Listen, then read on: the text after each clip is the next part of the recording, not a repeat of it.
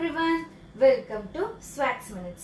இன்னைக்கு நான் சாலமன் வச்சு ஒரு சூப்பர் டூப்பரான சவுத் இந்தியன் ஃபிஷ் கறி எப்படி பண்றதுன்னு பார்க்கலாம். அதுக்கு நான் இன்னைக்கு சாலமனோட ஹெட் அண்ட் டெயிலும் எடுத்துருக்கேன். ஸோ வாங்க வீடியோக்குள்ள போலாம்.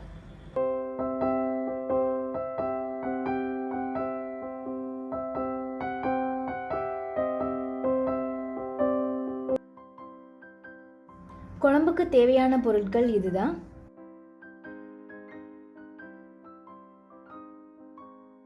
ஒரு 3 டேபிள் ஸ்பூன் அளவுக்கு நான் எண்ணெய் எடுத்திருக்கேன்.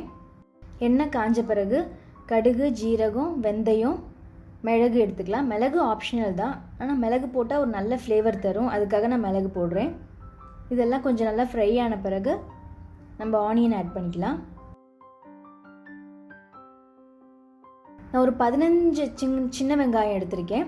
அப்புறம் 2 பச்சை மிளகா, கொஞ்சம் கருவேப்பிலை, பூண்டு ஒரு 20 கிட்ட நான் எடுத்திருக்கேன். இதெல்லாம் சேர்த்து நல்லா ஃப்ரை பண்ணிக்கோங்க, ஒரு கோல்டன் கலர் ஆகிற வரைக்கும். அப்புறம் 2 மீடியம் சைஸ் தக்காளி எடுத்திருக்கேன். இதையும் சேர்த்து நல்லா மிக்ஸ் பண்ணிவிட்டு, தக்காளி நல்லா சாஃப்டாக குக் ஆகிற அளவுக்கு இதை குக் பண்ணி நம்ம எடுத்துக்கலாம். சால்ட்டு சேர்த்துக்கோங்க, அது சீக்கிரம் குக் ஆகுறதுக்காக.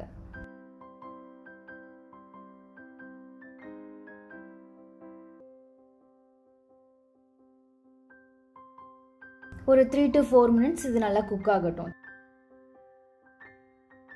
இப்போ குக் ஆயிடுச்சு பாருங்க, நல்லா சாஃப்டா இருக்கு.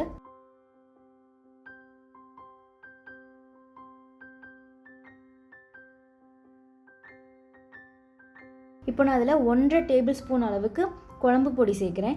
குழம்பு பொடி இல்லாதவங்க 1 டீஸ்பூன் மிளகா பொடி எடுத்திங்கன்னா 2 டீஸ்பூன் மல்லி எடுத்துக்கோங்க, 1 டீஸ்பூன் ஜீரக பொடி எடுத்துக்கோங்க. அது கொஞ்சம் நல்லாயிருக்கும்.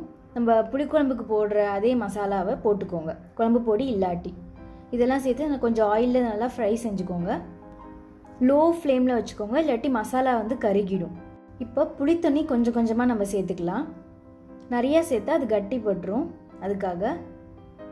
ஸோ நல்லா ஒரு பெரிய நெல்லிக்காய் சைஸ் அளவுக்கு நான் புளி எடுத்து கரைச்சி வச்சுருக்கேன்.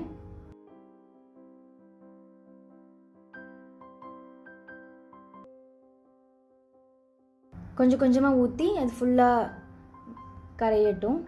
அந்த மசாலாலாம் நல்லா கட்டிப்படாமல் கரைச்சிக்கோங்க. அப்புறம் எக்ஸ்ட்ரா தண்ணி ஊற்றிக்கோங்க. ஒரு 3 கப் அளவுக்கு நான் தண்ணி ஊற்றிருக்கேன்.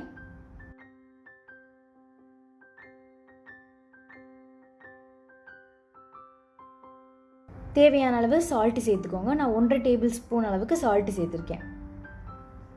எல்லாம் சேர்த்து நல்லா மிக்ஸ் பண்ணிவிட்டு, இந்த தண்ணியாக இருக்கிறது கொஞ்சம் திக்காகிற அளவுக்கு இதை குக் பண்ணி எடுத்துக்கோங்க. இப்போ பாருங்கள் எவ்வளோ தண்ணியாக இருக்குன்ட்டு.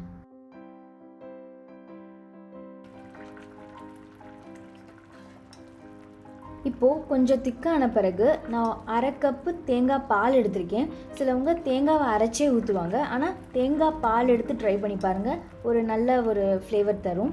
அது நல்லா கிரேவி நல்லா கொஞ்சம் திக்காக கிடைக்கும், ரொம்ப திக்காக இருக்காது. ஆனால் மீன் குழம்பு கொஞ்சம் நல்ல ஒரு ஃப்ளேவர் தரும். டேஸ்ட்டு பார்த்துக்கோங்க, உப்பெல்லாம் கரெக்டாக இருக்கா அப்படின்ட்டு. டேஸ்ட்டு பார்த்துட்டு அப்புறம் நம்ம ஃபிஷ்ஷை ஆட் பண்ணலாம்.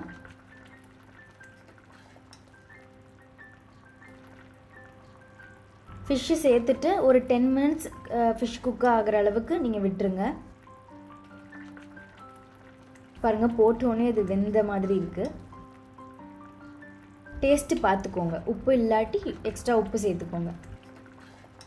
மீடியம் ஹீட்டில் இது குக் ஆகட்டும். பாருங்கள், குழம்பு கொஞ்சம் நல்லா தண்ணியாக இருந்தது, கொஞ்சம் திக்காகிடுச்சு. அவ்வளோதான், மீன் குழம்புன்னு ரெடி ஆகிடுச்சு. நீங்களும் இந்த ரெசிபி வீட்டில் கண்டிப்பாக ட்ரை பண்ணி பாருங்கள். ட்ரை பண்ணி பார்த்துட்டு எப்படி இருந்தாலும் கமெண்ட்டில் பண்ணுங்கள். ப்ளீஸ் மறக்காமல் சப்ஸ்கிரைப் பண்ணுங்கள், லைக் பண்ணுங்கள், உங்களோட ஃப்ரெண்ட்ஸ் அண்ட் ரிலேட்டிவ்ஸ் கூட இந்த ரெசிபி ஷேர் பண்ணுங்கள். Okay, thank you, bye, see you next video.